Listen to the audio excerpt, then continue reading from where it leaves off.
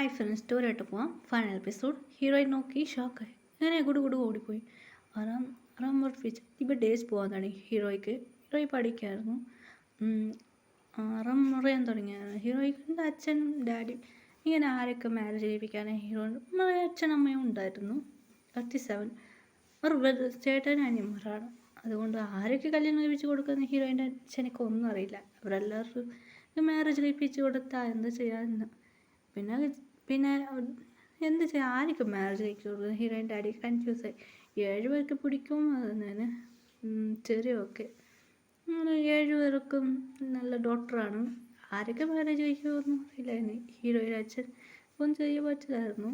ശരി, ഇവർക്ക് ഞാൻ മാച്ച് വെച്ച് നോക്കാം. അതെല്ലാം നോക്കുമ്പോൾ 7 പേർക്ക് മാരേജ് കഴിപ്പിക്കണം. ഹീറോയിൻ ബാപ്പക്ക് വരവില്ല. ഈ ഡേയ്സ് പോയി എൻഗേജ്മെൻറ്റ് നിശ്ചയം ഉറപ്പിച്ചു കഴിഞ്ഞു. പിന്നെ 7 പേർക്കും മാരേജ് ഡേയ്സ്. ഹീറോയ്ക്ക് മാരേജ് അറിയില്ലായിരുന്നു. ഫ്രണ്ടോട് പറഞ്ഞു ചെയ്യണം നെക്സ്റ്റ് സെക്കൻഡ് ഇയർ. അതെ ഹീറോയിനോട് പറഞ്ഞു ജോലിയായിട്ടായിരുന്നു. മോളെ റെഡി ആയിട്ട് വാ. ജോലി സ്ഥലത്ത് പോയില്ലേ ചേച്ചി. പിന്നെ പാർട്ടി ഫങ്ഷൻ എന്തോ ഒരു മഞ്ഞോളൂ ബാപ്പ ഇതെന്താ ഇല്ലടി ചുമ്മാ മൊയിലാൻ ചേച്ചാ.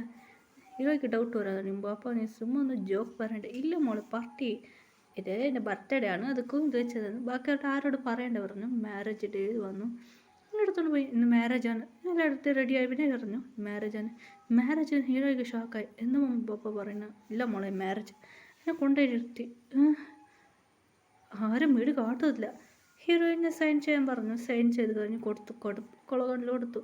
പിന്നെ അവർ സൈൻ ചെയ്ത് കഴിഞ്ഞു. പിന്നെ മാല മാറ്റി കണ്ണു ചുമ്മയായിരുന്നു. ഹീറോയിൻ വീട് നോക്കിയില്ലായിരുന്നു. ഇട്ടുമാല. എന്ത് ഇത് മാല ഇട്ടുകൊണ്ടുള്ളത്. ഹീറോയെ കൗത്ത് നോക്കി 7 മാല ഉണ്ടായിരുന്നു. ആരോ ഇട്ടതാ മാല ഇട്ടത്.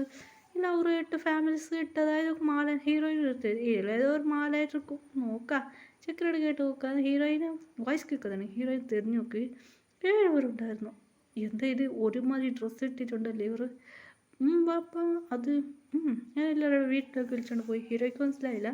പാല് അതിൽ കൊടുത്തു കഴിഞ്ഞു. ഇത് റൂം കൊണ്ടുപോയി. റൂം സ്നേഹിതാണ് അല്ല മാരേജിന് വൈഫ് ഹസ്ബൻഡ്. നിങ്ങൾ 7 പേർ എന്തിനാ ഈ റൂമിലിരിക്കുക? ഞങ്ങളാരാ നിങ്ങളെല്ലാം ആരാണ്ട് ഹസ്ബൻഡ്? എല്ലാവരും ചിരിക്കാൻ തുടങ്ങി. ജിന്ന് പറയാം. ജിന്ന് വന്നു. നിങ്ങളാണ് ഹസ്ബൻഡ്. വാക്കെല്ലാം മുറിക്കാൻ തുടങ്ങി. എന്തിനാ മുറിക്കുന്നത്? നിങ്ങൾ പോയിക്കോ. ഇവരെൻ്റെ ഹസ്ബൻഡാണ്. ഞങ്ങളും ഹസ്ബൻഡ്. എന്ത് നടന്ന കാര്യം പറഞ്ഞു. എന്ത് നിങ്ങളാണോ? അതെ വേണം പാപ്പനോട്. പാപ്പ അത് രാവിലെ എടുക്കാം വാടി. പഠിച്ചു എല്ലാം നടന്നു. അവർക്ക് ഹസ്ബൻഡ് വൈഫായി മാറി. രാവിലെ അടിക്കാൻ പറ്റില്ല. രാവിലെ ഓക്കെ ഇന്ന് ഓക്കെ ബാക്കി ദിവസം നോക്കാൻ പറഞ്ഞു. എല്ലാം നടന്നു. പാപ്പാനോട് വലിയത് ഓക്കെ മോളെ. അതാണ് ഫ്രണ്ടിക്ക് ഷോക്കായി. മച്ചി 7 ക്രഷ് പറഞ്ഞാൽ 7 പേര് നീ മാരേജ് കഴിച്ചു നടന്നത് പറയും. മച്ചി ഇവർക്ക് ഓൾറെഡി പിടിക്കും മച്ചി. അതുകൊണ്ടാണ് ഇവിടെ വന്നവർ സെറ്റിലായത്. ഇത് കേട്ട് ഷോക്കായി. Happy ending.